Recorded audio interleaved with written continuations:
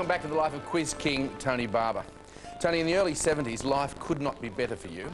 You're hosting the #1 show in prime time, you're signing lucrative contracts, appearing in all the magazines, and living in a mansion.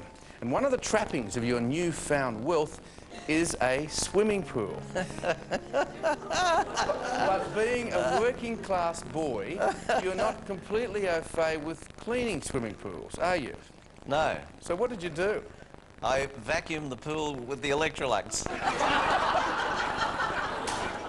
Helen rang up the Electrolux people and said, "You'll never guess what my husband's done." And I think they said, "It's lucky you're not a widow, Mrs. Barber." Did you get a shock at all? Did you get any sort of a shock? Yeah, I was surprised it didn't work, actually. but I failed physics and maths. So. Right. Okay. Well, fortunately, you start employing a housekeeper and soon a nanny for two beautiful little girls you call Kelly and Jackie.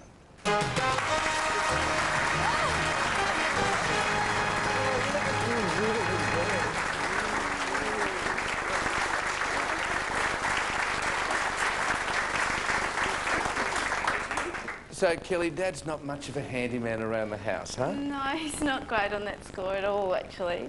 Well, thinking of one particular time when he tried to separate pasta with an axe, a very expensive marble chopping board. Frozen. Yeah. Frozen pizzas. No, it wasn't. It was pasta that you couldn't fit in the saucepan. And what? And crack the marble. Just couldn't fit it in. Get the axe out. Yeah. Jackie, there's even a nickname for your dad around the house, isn't there? Clark Griswold from European Vacation. Dad is Clark Griswold. On any vacation we've been on, Dad is Clark Griswold. And he's also very good at playing Rocky theme music very early in the morning to try and get us to school. I remember that too. Yeah. And you did get to school. We did, yeah. That was good. Girls, thanks for coming in.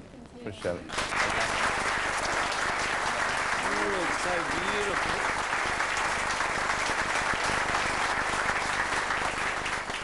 Well, soon, Tony, the champagne corks stop popping. Network 7 programmers moved Great Temptation up against Channel 10's ratings winner and the soapy number 96. After 6 years, your career seems to be waning. You sell your Sydney home and return to Perth radio. But you bounce back into the limelight when Grundy's hire you to host Family Feud for Channel 9. Then, in 1980, a new quiz show is on the drawing board. So at 40, you start hosting Sale of the Century. And for the next 10 years, it reigns as the most popular quiz show on Australian television. Some weeks, all 5 shows, ladies and gentlemen, rate in the top 10. You give away over $25 million, ask 118,000 questions to 7,000 contestants.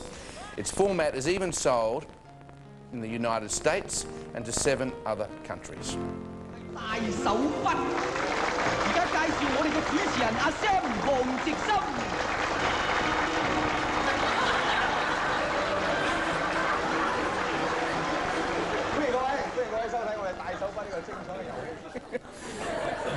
He stole my run. And here to celebrate with you tonight are some of your former co-stars, Victoria Nichols, Elise Platt and Pete Smith.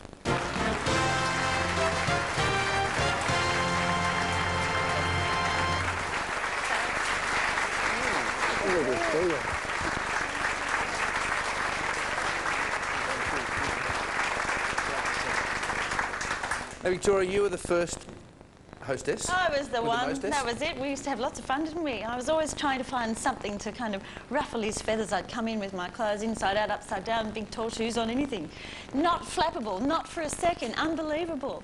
But the thing about Tony that I think is just so wonderful is his attention to detail, his perfectionism, his incredible energy. Never came through the door the same way twice, which is a big thing in our business. And I think his just, well, what can I say? Commitment to his work is just fantastic. I think it makes him one of the best hosts in the world. And I don't think he's done yet, and I'd like to see some more of him on stage, particularly in musical comedy, because he's very talented. Yeah. So are you. Elise, how did you find Tony? How did I find him? Well, Actually, Tony and I met when I was about 21, 22, and I think he had a lot to say in selecting me to be his next co-host. And he had this, just welcomed me into his family, and it was a very special time, and thank you very much for all the wonderful memories. And you just made me feel really welcomed, and you called me Sparky, and I couldn't remember why.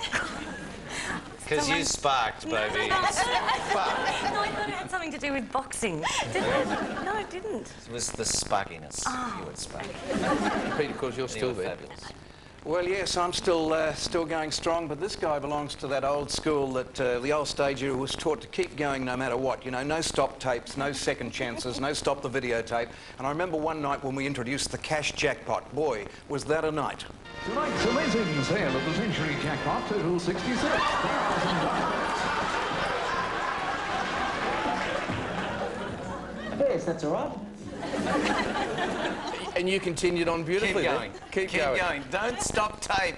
Not when we've got 6 more to do. Guys, thanks very much for coming in. Much appreciated.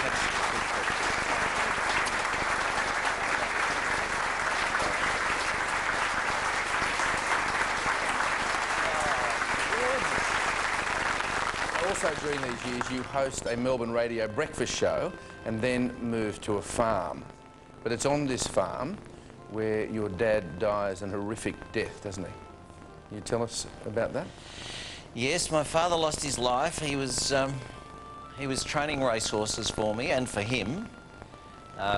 We thought we'd sort of got him in the ideal position. He was looking after the property and he was doing what he'd always wanted to do. And sadly, he went for a walk with a horse one afternoon, and the horse ran away with him. It was a great loss because after, it's interesting sitting here and seeing you go through all these aspects of my life, but we'd arrived at a time when we'd suddenly become very close. And I didn't really want to lose him then. No. And you felt fairly guilty about that farm for many years. Well, I felt guilty because he'd always wanted a farm, and I felt that I'd been able to set him up on one and with one, and in a sense, lead to his demise. So I felt a bit guilty. The loss of your dad takes you years to come to terms with. In fact, you never fully recover because of that guilt.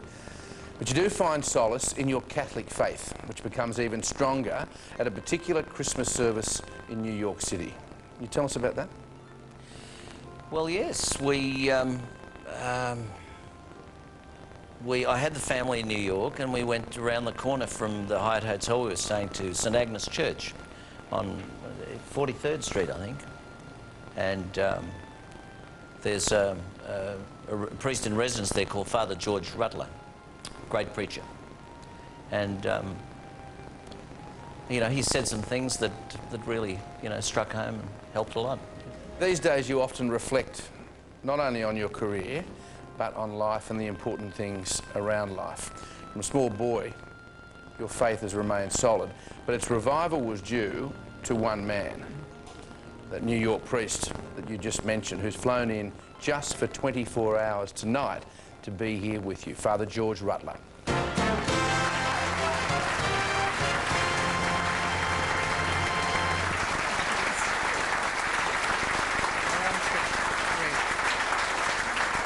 Father? I can't believe it. Now, there's a strange twist to you being here tonight, isn't there? Would you please relate that story for us? Well, shortly after the Barbers visited my church in New York, it burned down.